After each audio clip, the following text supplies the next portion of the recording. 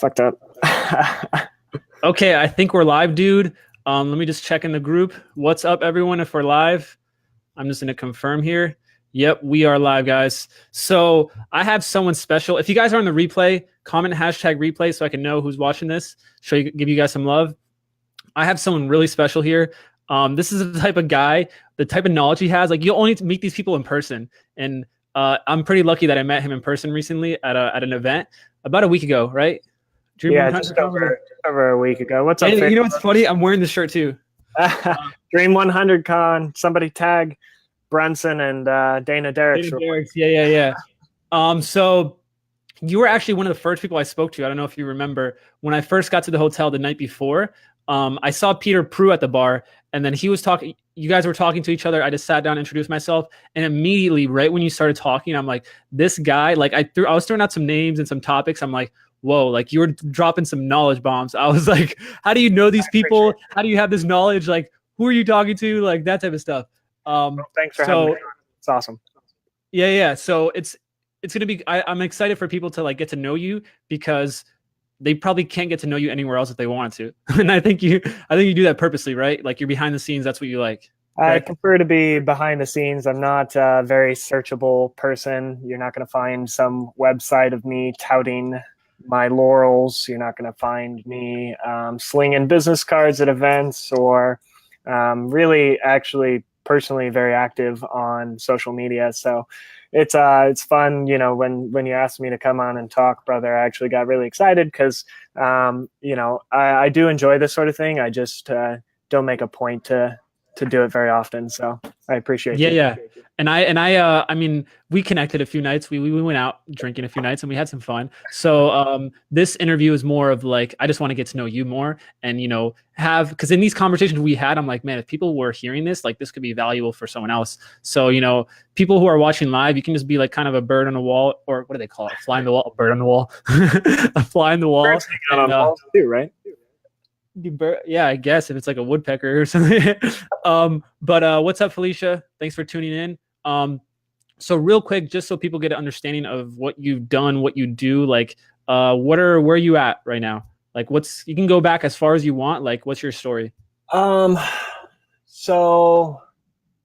I'm going to skip all the pre-direct response stuff because it's probably not very interesting, but I'm based here in Austin, Texas, Austin born and raised. And there's a really powerful entrepreneur community here, and I've been fortunate enough to befriend and learn from a lot of people. And so I want to, you know, just start this in appreciation for everyone that has helped me get to this point in my life.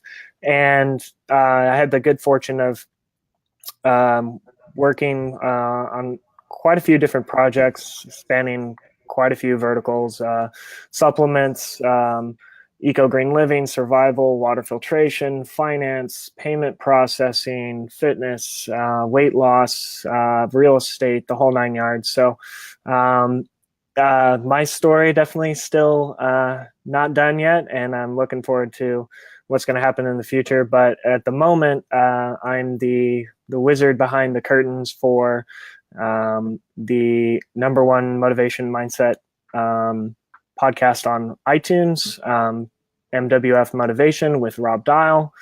And that has been just a fantastic journey. And that's what started us talking and kind of why I'm here today. So before that, go ahead. Okay. Real quick, how did you guys link up? Referred by somebody else in the Austin community. So again, just very fortunate, like, you know, our skill sets mesh, and he gets to operate in his genius zone and being on camera and really spreading a positive message. And I get to operate in my genius zone behind the scenes, writing and helping make everything happen. So I'm blessed to be involved with that and past projects. That's been the role that I take. So cool. So that's where you're at now. Like right now, is that your main focus right now? The podcast or? Okay. He mostly handles the podcast side of things. I handle circulatory traffic, help out with the messaging, the systems. So, you know, together we craft a overarching message. And Before that, I had the good fortune to work with a close friend of mine building a water filtration business. So we got to help a lot of people doing that and help people drink clean water, give back through different charity venues and organizations, especially geared towards helping children drink clean water, because there's so many people around the world that just don't have access or have very poor quality water. So the last couple of years have been exciting, and I've been very fortunate. So Yeah, that's one of my biggest, like, one of the charities I donate to, as well as Charity Water, which I'm sure you've heard of, because I feel like that's the easiest thing to solve and it's the most foundational.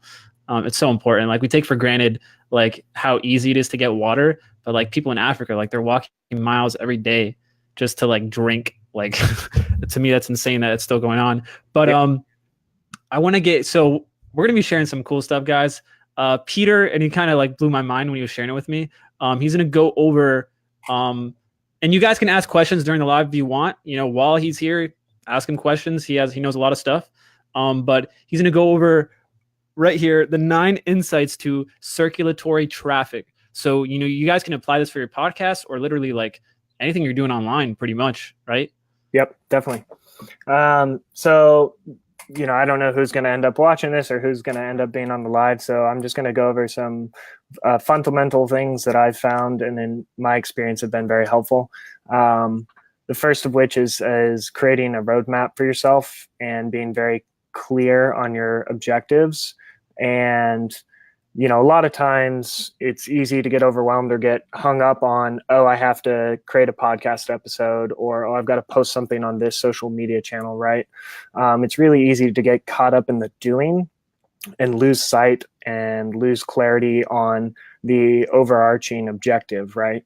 Obviously, you know, with any social media channel or any podcast, like the idea is to get your message out, right? And so that means as many ears and eyeballs on whatever it is that you're talking about. So number one, first and foremost, is be clear on your intention and be clear on what you're trying to accomplish. Because if you can't clearly identify, if you can't say it in a sentence or two, they're never going to get it. So that's step one. And sometimes it's easy to start something with intention and be clear on what you want and what you're trying to accomplish, and then lose that over time. So I find that the easiest way to stay on track is like 30-day evaluations, right? And just sit down and say, what are my objectives? Are they still true from the last month going into the next month? And if so, am I accomplishing that? Am I building towards that?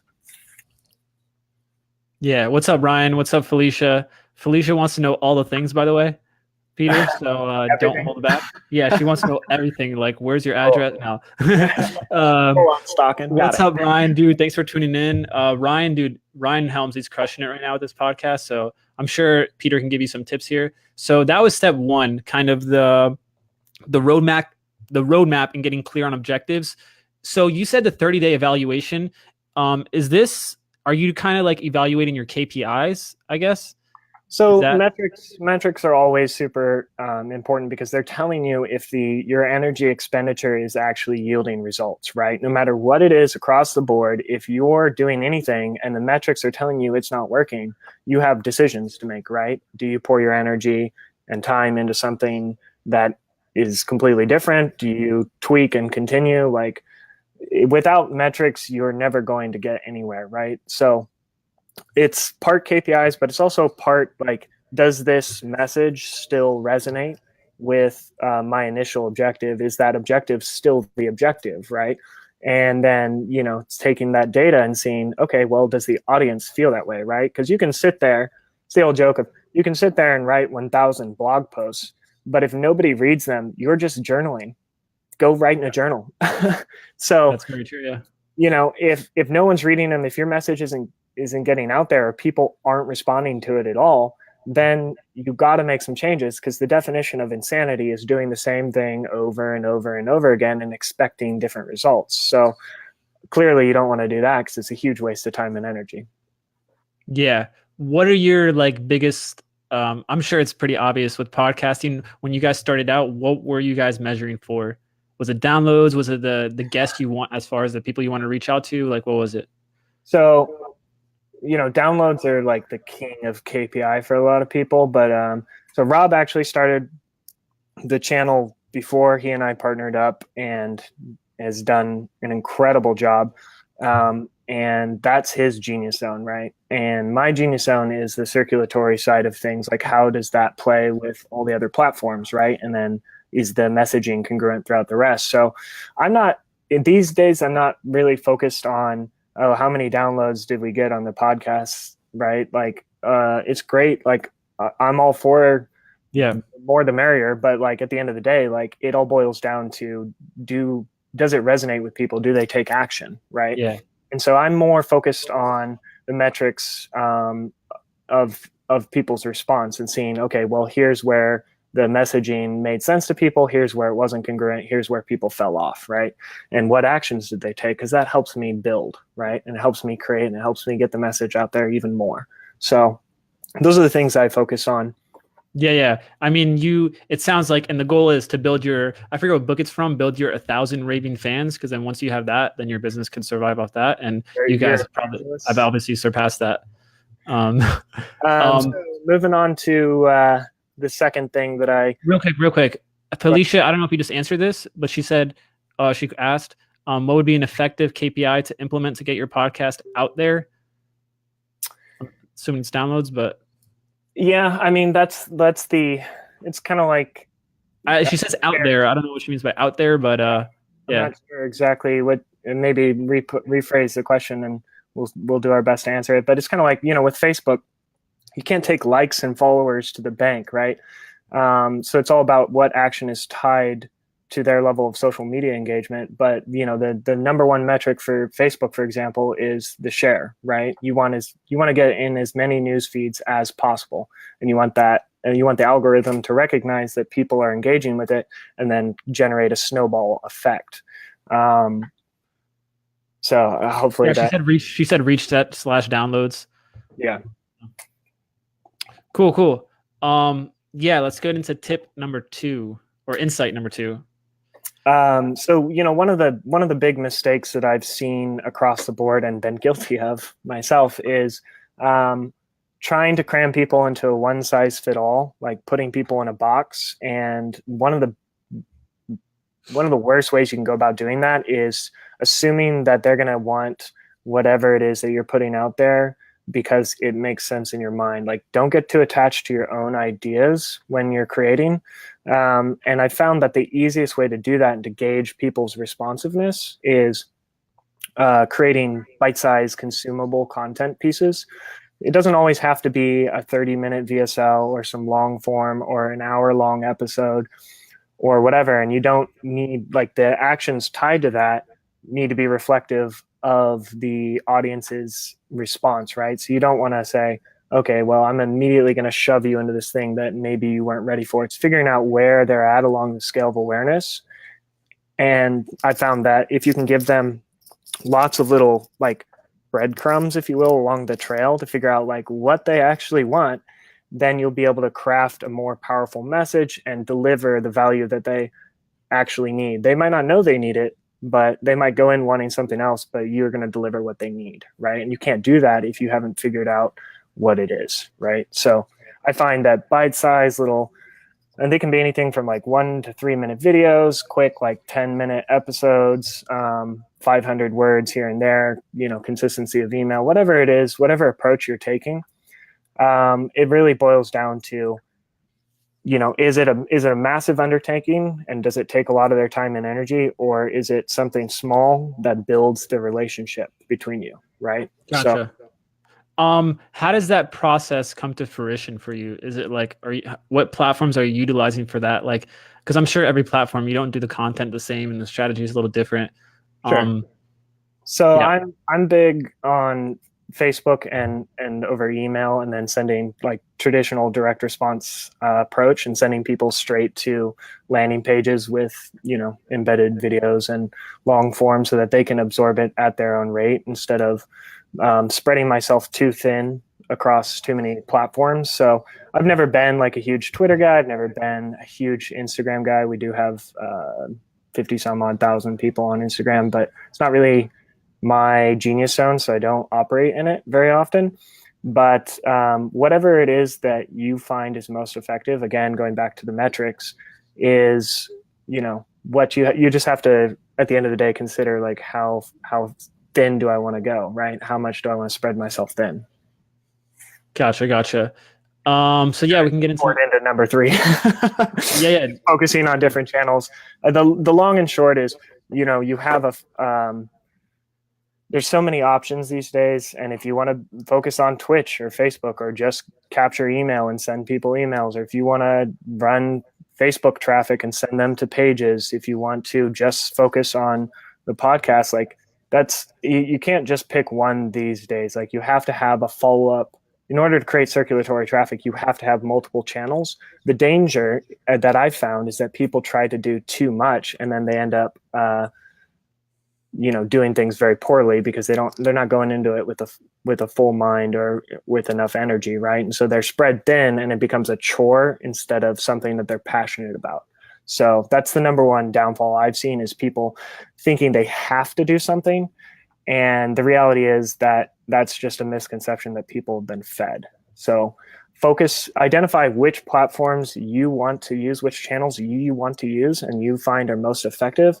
And effective in this sense, meaning how much people respond on those platforms, and then take it from there. And once you've got, a presence on those platforms built up, then, you're good to go, and you can move on to the next one. You can start adding them on.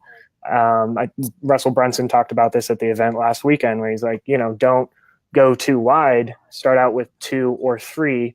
And once you have built those up and systematized them, and they are on course with your vision, right? Going back to figuring out and being clear on what your objectives are, then you can start expanding, right? But if you go too wide, too quick, you're going to shoot yourself in the foot.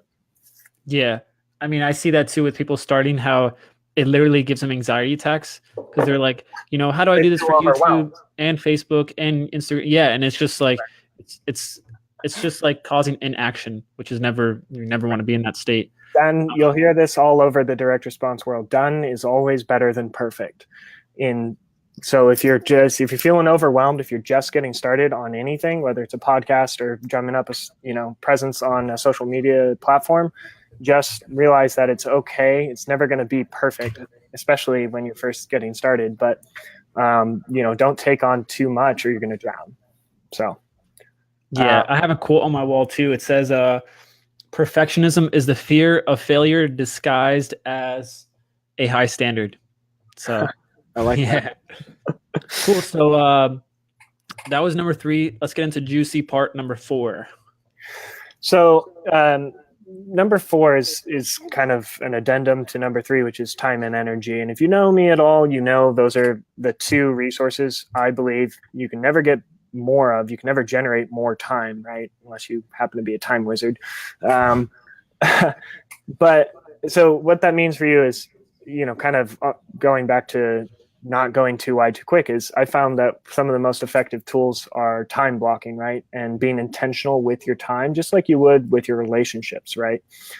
So recognizing what you want to do and then implementing, those are obviously 2 very different things. And for those not currently time blocking, I highly recommend it. Sit down with intention and say, I devote this amount of time to this endeavor, right? And that way you reduce the overwhelm, but you're also creating faster. You're being more efficient, more effective with your time. There's a lot of different tools out there. I'm not going to start listing off tools, but like some of the favorites for project management, Asana is my favorite for being intentional in community.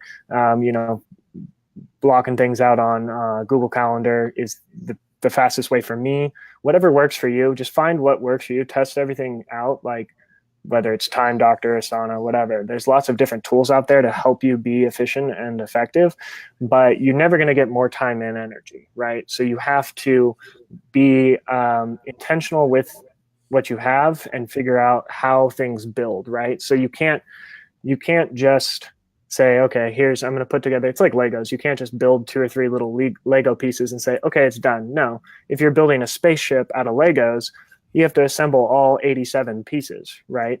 And so every day you have 1,000 micro decisions, right? I'm going to drink this cup of coffee or go here, or talk to this person or whatever it is. Every single day you have 1,000 micro decisions. And the reflective question that I like to ask at the end of each day and the end of each week is, how did those micro decisions build towards the larger picture, right? And so that's what I would recommend, is getting into that practice. Like, use whatever tools you need that work for you, for your projects, for your personal life, etc. But at the end of the day, it's all about that process of reflection and figuring out, okay, did this serve me, right? Because at the end of the day, you can do lots of things, but if it wasn't useful, if it didn't serve your greater goals, then you're not actually building, you're just spending time instead of being intentional with it. So that's what I recommend.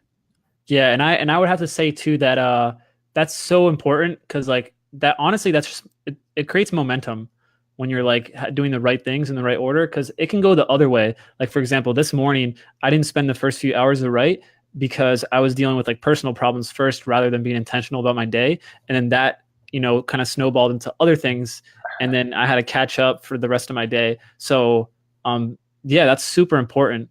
Do you are you kind of like time blocking in the beginning of the day, or like for the week? Like, how do you time block? So what I find is that, you know,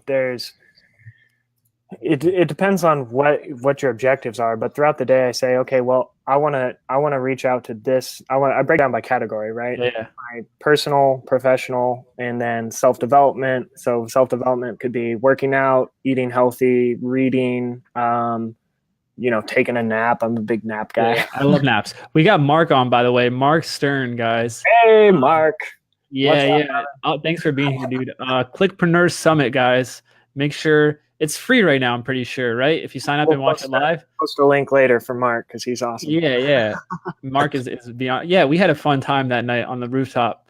Yeah. So you know, to summarize, you know, be intentional with how you approach your day and your week, and the best ways to move forward and not get discouraged, because like we talked about, that negative energy is a very real thing. Like, if you get down on yourself and you say, well, I didn't accomplish everything I wanted to, I didn't build the way I wanted to, then you're going to end up you know, having an inverse effect. So I find the most important piece of the whole process is just being reflective and taking the time at the end of the day and at the end of the week, end of the month, whatever works for you. But that's what works for me is in those three stages, asking myself hard questions like, did I accomplish what I wanted to accomplish? Where are we at? How am I measuring things? Because just like with social media presence or creating a podcast, for example, it's all about how you measure backwards, right? So measuring backwards, huge. Yeah, huge. Dude, I love your approach, because I was expecting you to be tactical, but you're way like more philosophical, which is important, because well, then we'll get into some nitty gritty tactics here in a minute. No. I think both are important, but this is the foundation to, like, you know, this is stuff that could be carried on for the rest of your life, you know? Yeah. It's like what we talked about. How you do one thing is how you do everything, right? And so if you set up these parameters, these systems for how you approach life, like if you're in the right mindset, like, I'm not going to let this setback set me back. I'm going to take that energy. I'm going to move forward. I'm going to build every single day with those 1,000 micro decisions that I'm given, and view each day in appreciation. Then all you're going to do is have the energy to create, right? That's how you prevent yourself from slipping into a slippery slope of negative energy. So, right, let's move into some of the more tactical stuff. You ready? Yeah, man. I'm up for it. Cool. So couple of tips and tricks. I'll just roll like 5, 6, 7 kind of into a long-winded rant, and anybody post comments if you want, and we'll answer your questions. So as far as, regardless of which channels you're using, like obviously the big one is Facebook, and one of the best circulatory platforms, especially for podcasts, because podcasts are full of ravenous followers, right? If you think about a podcast you like, if you like a podcast, you love it, right? And you're probably listening to it a whole bunch, right? You might have a couple that are the occasional listen, but at the end of the day, you're probably snatching up every single episode that the host is putting out. So, you know, at the end of the day, going back to number one, you have to figure out what the purpose of the podcast is overall, and then figure out, okay, where do they go from here, right? You don't want anybody just saying, oh, that was a cool podcast, and then poof, disappear into the void. You want to give them, like I said, small measurable steps that they can take so you can track their progress along the awareness scale and figure out how much they know about you, what their relationship to you is, and if they're responding and engaging with any of the content that you're putting out there, right? So in my mind, you know, that can be anything from what we call ethical bribes in direct response, like very simple things that can be like, hey, give us your information and we'll reward you with these templates, these downloads, exclusive video content, podcast episode that nobody else is getting unless they give us this information, that sort of thing. And the idea is, you know, you want people to take lots of little micro actions. Ezra Firestone talks about this quite a bit, where, you know, their whole messenger bot program is built around the idea of, we're going to make you go through 6 different steps to get the 25% off coupon for our honey products, is the main example that he uses at all his talks. And, you know, the interesting thing about that is, in the world of on demand, a lot of brands have focused less and less on building consistent customer loyalty and making the immediate sale, right? And so even if you're selling a product, like if you want them to join a program, or you have a physical product or whatever it is, or service, then, you know, at the end of the day, you're going to want them to take action. But in my experience, you don't want to just shove them into a little cookie cutter mold and send them to a sales page or what have you. Ideally, what you want to do is build that relationship. And so that way they open all your emails, they open all your messages, they're listening to every podcast, they're checking out your social media presence, they're sharing your content. The idea is to build multiple digital assets simultaneously without overwhelming yourself, right? And so the initial premise is, how do I reward people for their time and attention? Because their time and attention is very valuable, right? So thanking people, rewarding them is like the 101s, right?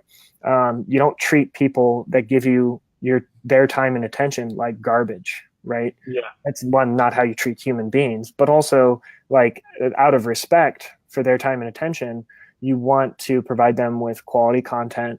You want to provide them with great follow-up. You want to educate, inform, bestow, whatever the idea is. At the end of the day, you're trying to give, deliver as much value as possible. And so there's a lot of ways to go about that. But if you keep that in the forefront of your mind when you're creating your content, when you're building up your social media presence, when you're recording a podcast episode, when you're trying to figure out what your offers should be, then you're going to be just fine. If you put them first and you lead with value, I guarantee things will work out. Yeah. Because I mean, honestly, what I'm hearing feedback. Hello? I'm here. All right, cool. I was hearing feedback for a second. We're good. Honestly, like, you can kind of measure what's. I was listening to a podcast episode recently with Steven Larson, and he was saying how the episode was called "Selling is Emotional." Yeah. But he was saying how there's different ways to trigger different brain chemicals in people's mind, and that's what gets them, connected to you. Like, how are you triggering dopamine in their mind? How are you triggering serotonin? How are you triggering endorphins?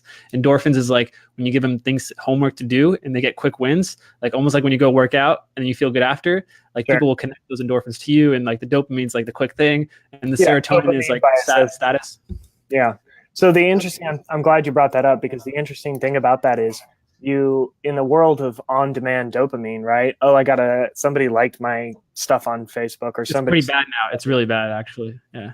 Oh, weird. No. I'm saying like that people are like Oh, I thought you meant the feedback. Sorry. Yeah. So, this whole problem of dopamine release is created this culture of inactive or non-appreciation, right? And so the real question is, how do you stand out and how do you deliver value to people who are so used to getting stuff on demand? And that's a great point. The homework angle is great for anybody, and that can be true across platforms, whether it's in a private Facebook group, on a podcast episode, through email, whatever. If you give people little micro actions, again, going back to the chewable content and 1,000 daily decisions, if you give them little steps to take, they're going to, one, love you more for it, but they're also going to absorb more of your content. And then, it's the whole contrast of asking for a sale, like when it comes time to promoting something, which in my experience, a lot of podcasts, for example, are eventually trying to push people towards something larger. And if it's just an educational podcast, that's totally fine. But at the end of the day, you want them interacting because then they're educating themselves even more. So if you take some of these strategies and you implement them, then your subscriber base is going to be more appreciative and they're going to engage a lot more.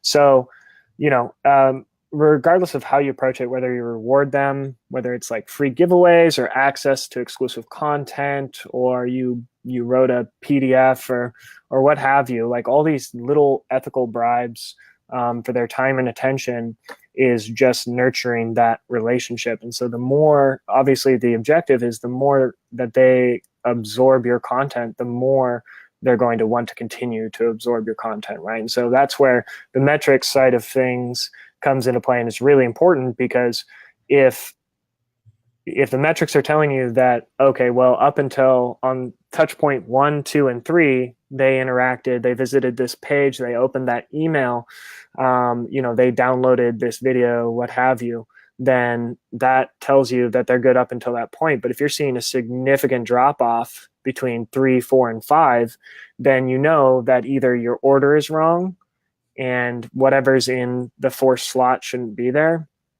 or the way there's some disconnect between your messaging. So consistency in message is key. At the end of a podcast episode or throughout it, for example, you want to subtly remind them of something that you're going to mention at the end, like, hey, at the end, I'll tell you a little bit more about my free 5-day program, like a free challenge to improve your mindset, or here's my 5 productivity hacks, and I'll give that to you at the end, right? Not only does that make them want to listen towards the end, or same thing in video, watch to the end, but you're also rewarding them for that time and energy, right? And so I find like that's the best way to deal with this dopamine release society is, hey, go through and actually be thankful and appreciative of people and respect their time and energy. And no matter which approach you take on which platform, if you're thinking about them first and delivering the best quality content, you're going to succeed. Awesome. What would you say right now? Because I'm sure you guys are in a flow. You guys are in a comfortable state with the podcast, I'm sure, right? Like, are you guys like pushing for new boundaries, or are you just kind of like cruising along? The main, one of the things, like Instagram is really popping right now. And you'll see a lot of direct response guys, a lot of influencers talking about increasing their Instagram game. Like I said earlier, it's not really my forte. Yeah. So to be honest and fully transparent, like I'm excited to get more into that because I think it's Instagram, and that's what I've been telling people right now. Like that's how I grew my podcast, is straight through Instagram, because like the people you can interview who are big on Instagram, who are in your niche. They'll shout you out on Instagram, so it's just like easy traffic right now. Yeah. Well, one of the other considerations though is putting all your eggs in one basket, right? Because Facebook owns Instagram. So diversification of your assets is super important. That's why people build email lists to mail. You've got bot subscribers, your Facebook pages, your Instagram account, your podcast, your YouTube channel, Twitch, whatever it is that you're doing, like settle on it, but just try not to put too many eggs in one basket. Because I know, regardless of platform, if the only asset that you have is your podcast, then what happens if you get shut down, right? Like what if you get reported too much for whatever reason? Same thing. Like if you were advertising on YouTube and they changed the game and now all of a sudden you're making most of your money on YouTube or your account got banned. You hear it all the time with Facebook advertisers is, they're running traffic on Facebook to different offers and promoting different pages. And then all of a sudden their accounts get shut down and there's not much you can do about it in a lot of circumstances. So on the one hand of building your objective and creating the most value, you have to think about how, what the metrics say about how you're delivering that, because those are all just vehicles of delivery, right? And so you want to get your message out there as much as possible, but you don't want to put too many eggs in one basket. So like I said, start 2 or 3 at a time and then add just 1 at a time. Don't try to do, Twitch and Twitter at the same time if you haven't already been working on those platforms. So that's what I would recommend, which moves me into the next thing, which is don't be afraid to ask. Right? Don't be afraid to ask people what they want. Put out polls, put out surveys, ask open-ended questions, right? Ask a series of leading questions and say, how can I best serve you, right? Here's what I'm thinking for content this month. Would you rather hear about this, or this, right? And then that'll help you, that'll guide you into giving them what they didn't know they needed, right? Because they might not know that they needed something. And then you ask the question and they're like, oh, yeah, I would love to hear about that, or I'd love to learn more about that. So that's huge. Like I can't emphasize how big that is. Like asking the right questions. Sometimes all it is just a subtle 1% shift, just a little reframe.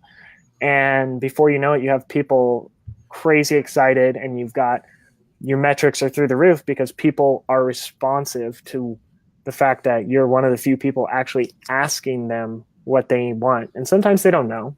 And sometimes it's an exploratory process, but that's totally fine because when you ask those questions, you're teaching yourself, you're educating them, you're giving them a chance to engage, but by asking the right kinds of questions and asking them frequently, you'll figure out what it is that you want to create, right? Because something they say will resonate with what you had in your heart and your mind. And then you'll think, I didn't know I wanted to create that. Now I'm going to create it because that sparked the idea, right? So it's kind of like the reflective process. Consistency is king, number 1.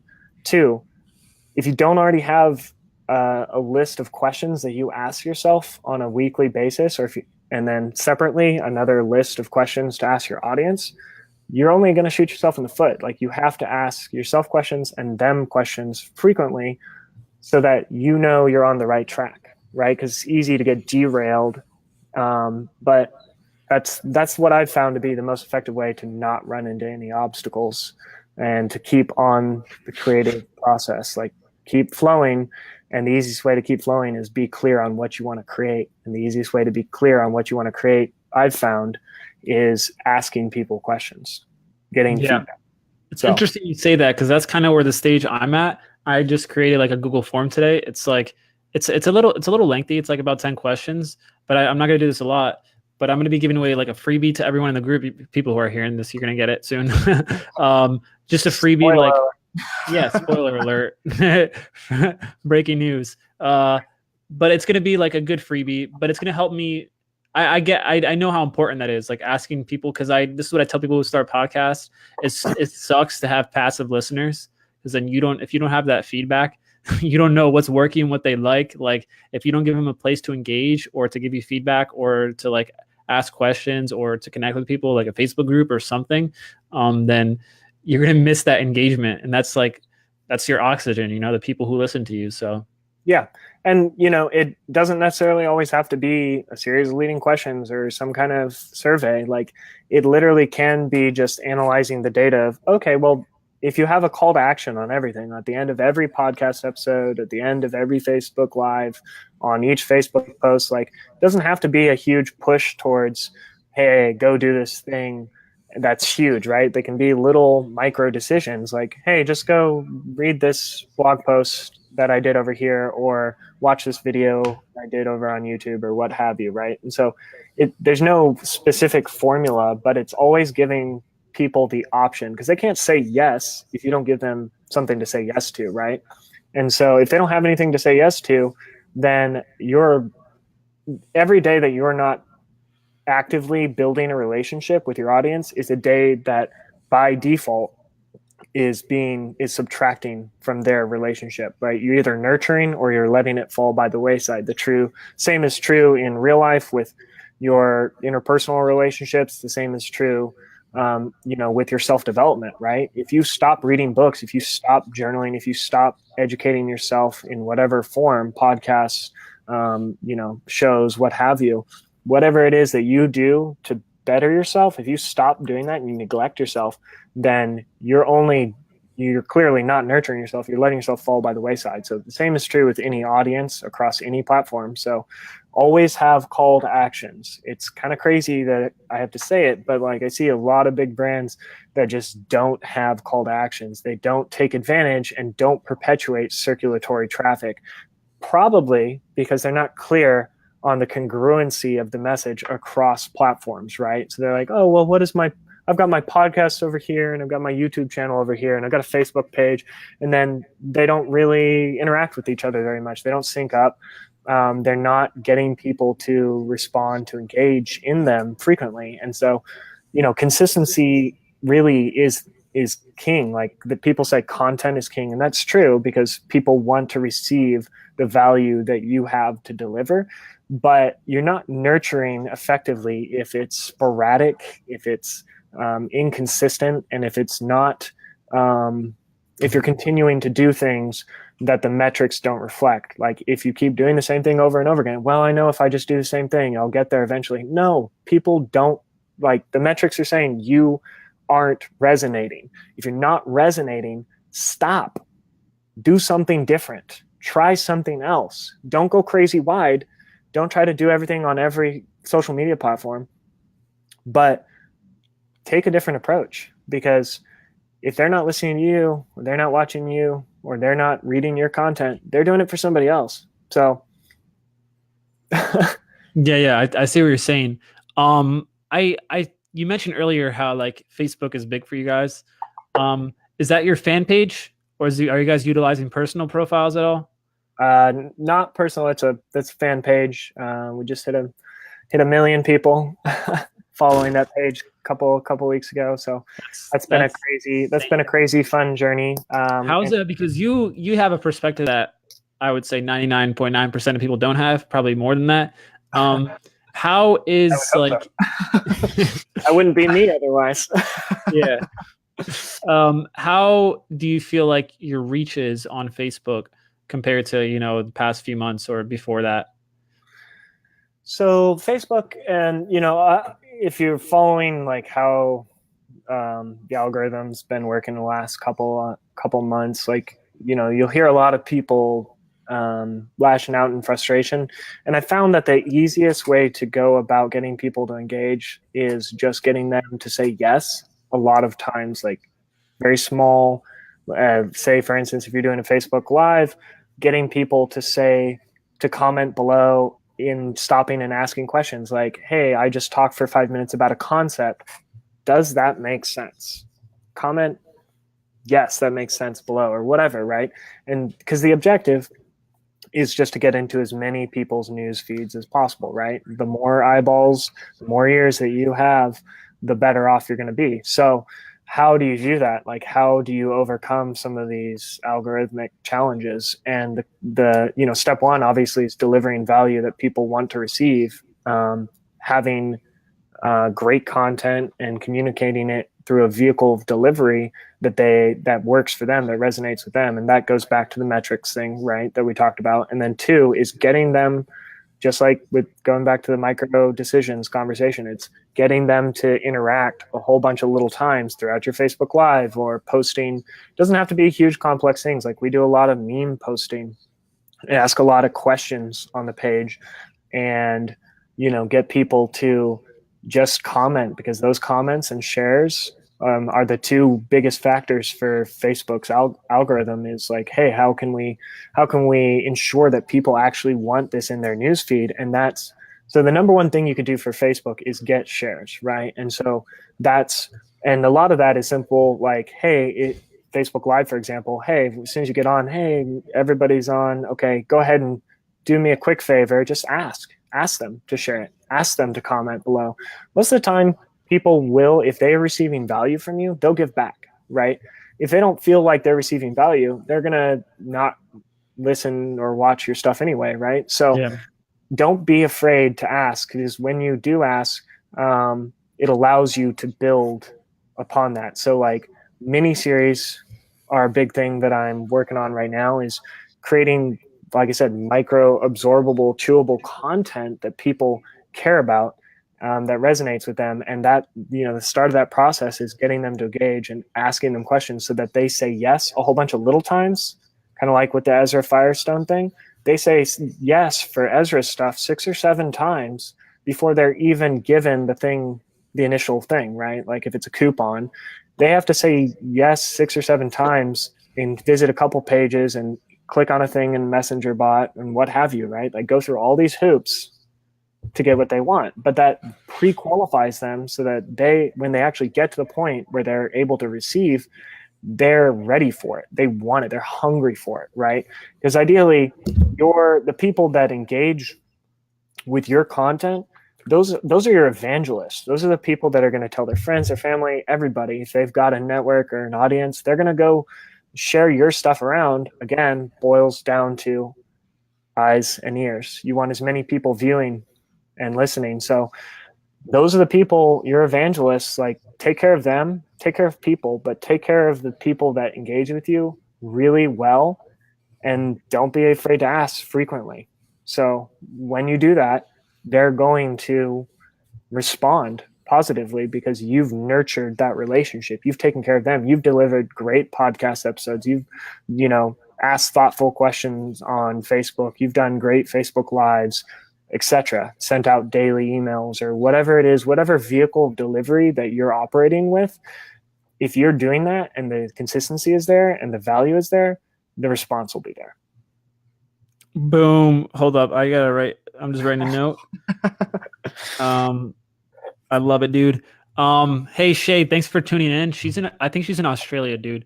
So wow. New Zealand, correct me if I'm wrong, Shay. So she's her time is pretty funky right now, I'm sure. It's probably super early. If you guys, I see we have 3 viewers. If you're on, give me #teamlive. If you have any questions for Peter while we have his time, shoot him down below. This guy knows way more than you think he knows. So I kind of want to ask you, and if you guys have questions, just ask. I want to ask you about copywriting, because I've been noticing more and more as I'm like building things online and I'm trying to like build a course and such, how important copywriting is for everything. Like for like creating content, for headlines, like for the whole process. So there's a common misconception when it comes to the word copywriting. Copywriting is just effectively communicating what you're trying to convey, right?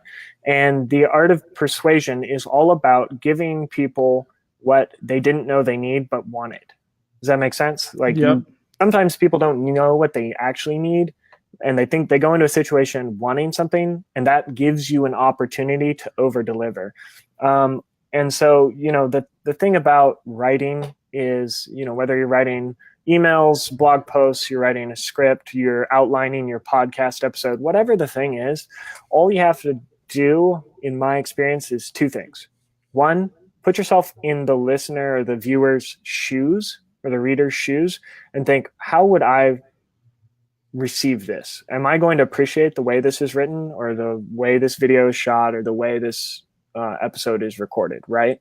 And then 2, talk to people like you would your friend at the bar. Copywriting legend John Carlton says it. Talk to people like they're your buddy at the bar.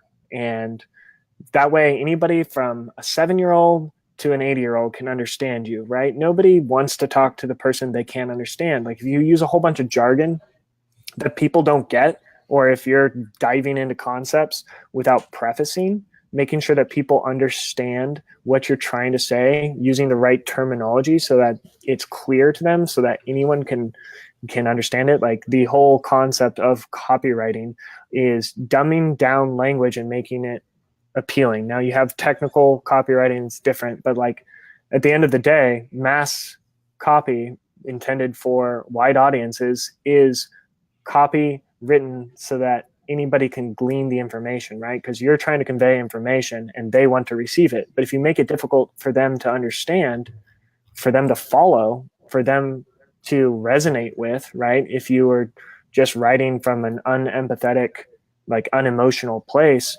you're only shooting yourself in the foot, because everybody wants to be entertained, be educated, connect, right? And develop that relationship. And so the key I've found in my writing is, what would I want to read?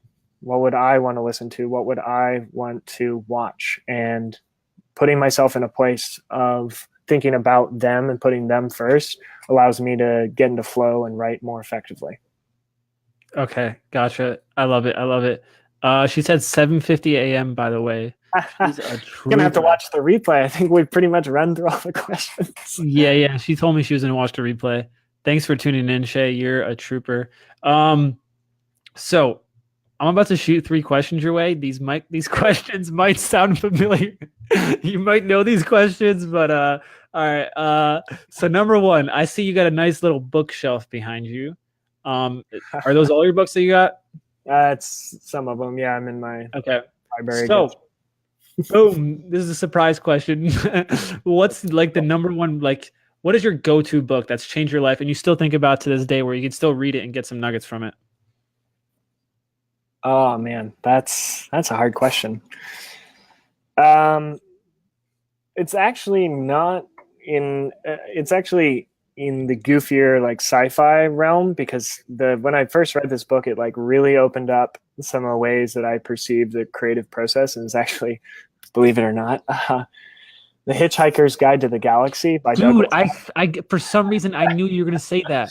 Like, I was thinking of that book, dude. Wow. So I read your mind across a lot of great books, like across multiple different topics, but I just, when I think about the one book that just makes me smile every time I think about it, there's so many great like implementation, self-help, educational books. This one is just silly. It is just absurd. And I love it for that. So is it like the imagination factor, how it opened up? Just kind of blows your mind and think some guy sat down and wrote something so absurd and so goofy. And I love that. It really, thinking about things like that, it's kind of like the thing, like people watch cat videos or whatever it is to entertain them. But like when you're in that state of dopamine release, and especially if it facilitates a lot of creative functionality in your brain, then like I find I do little stuff like that right before I write, or want to like brainstorm on anything creative. Because I'm like, if I'm in a goofy, silly state and I'm happy and I'm smiling, like I take that energy and I think then I move into the process of, okay, what can I create? How much value can I deliver to the people that are trying to receive it? I love that. I love that cover of the book is like always in my mind too. Like they did a good job of that book. I never finished it because it was long. It was a big book. Yeah, it's huge. I wasn't that much of a reader, so I was like the type of guy who read Captain Underpants. I don't know if you remember that. So I got another question here for you. Sure. What is, I mean, you're probably a little biased, but what is like your number 1 podcast, or what are you obsessed with right now as far as a podcast right now? I'm always obsessed with Joe Rogan. Okay, like all the stuff. Joe Rogan's everywhere. Like he's in MMA, and then he's in like psychedelics, and then he's everywhere.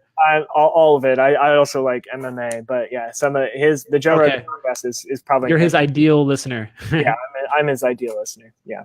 Yeah, he was actually the first. So quick story. He was the first person. So Joe Rogan changed my life a lot. Actually, this is weird.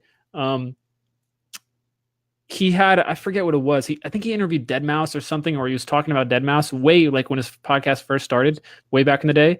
And I was like, who's this Deadmau5 guy? I got into Deadmau5, and then he's the one who got me into producing music. So like he got me into this weird like path. And then also talking about ayahuasca. Like I did ayahuasca once in Peru. It was because of Joe Rogan show. Like I kept hearing about it, and I'm like, I was living the experience. I'm like, I gotta do this. That's awesome. So he's the type of person, like if you can get to his state where you affect people's life through your podcast, like you make people like experience new things because of your podcast, like that's like awesome. And Joe's done that to a lot of people. Yeah, I love it. Yeah, Joe's Hit me cool. with that third one. What you got? Um, we got two more, but I'll probably just pick one. Keep back. 'Cause so like, who's the person that changed your life the most, as far as like a mentor or someone who's like been close to you? Uh, I'm gonna have to go ahead and give this shout out to the one, the only Ron Lynch here in Austin, Texas. He's my most profound mentor and just one of the most giving and brilliant people that I know. So I'll tag you later, Ron. But I appreciate Is he a for comedian? everything you've done. Huh? Is he a comedian?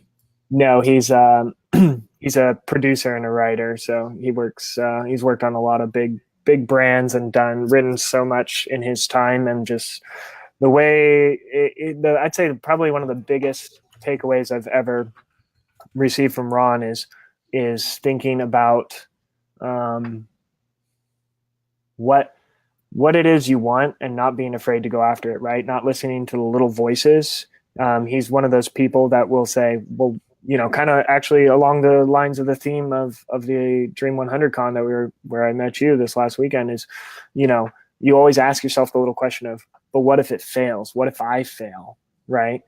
And then he's been a huge proponent in helping me flip my mindset and approaching things from, but what if I succeed?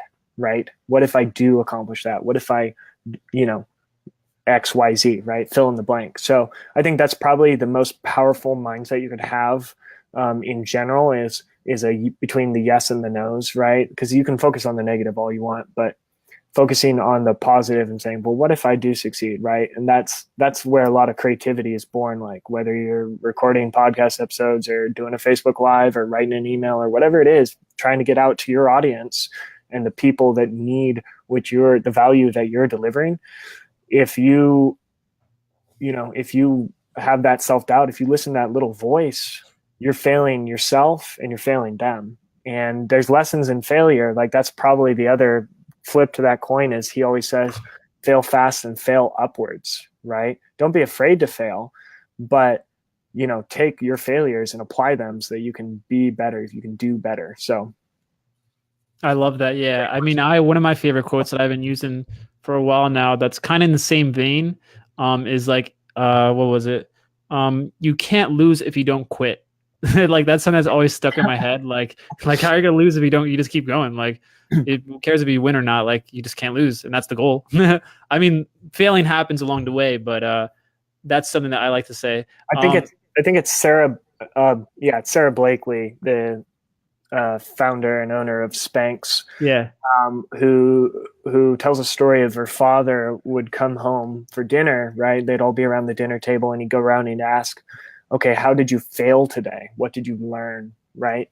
And so for me, that's the thing is like ever the student of life is the source of my creativity. If I see everything as an opportunity to learn something, then from there I can take that energy and I can create. And so a lot of it's not, what should I do? Like there's all sorts of tactics across platforms, right? But at the end of the day, it's how you approach whatever it is, right? So if you lose energy to create podcast episodes or you lose energy to do a Facebook Live, your audience won't receive and you won't grow and you won't benefit. So I think having the right mindset when you're going into anything is obviously the key to the kingdom. But it all boils down to those two principles for me of time and energy. Like am I using my time well?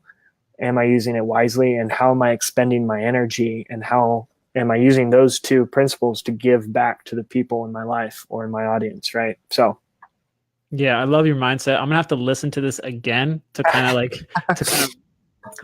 put this in my mind even more. How you I feel like you think more about the audience than yourself, which is like good. Yeah.